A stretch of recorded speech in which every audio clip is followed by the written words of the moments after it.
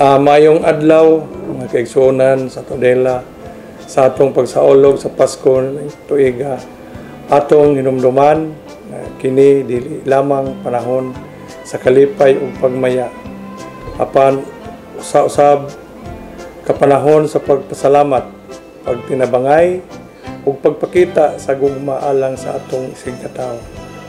Ang Pasko usa ka pahinumdom kanato sa pagkausa sa paglaom sama sa mga regalo nga atong ginaandam alang sa atong pamilya o sa mga higala.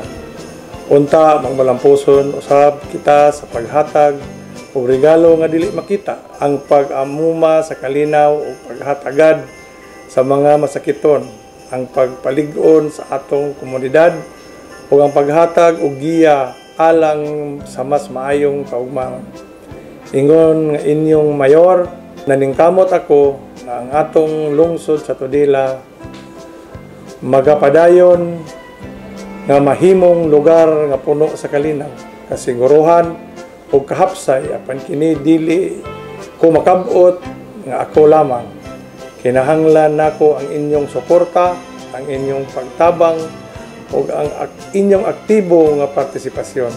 Busa samtang magtipon-tipon kita sa atong mga panimalay o simbahan aron magpasalamat, hinaot nga atong ipadayon ang espiritu sa Pasko sa tanang panahon.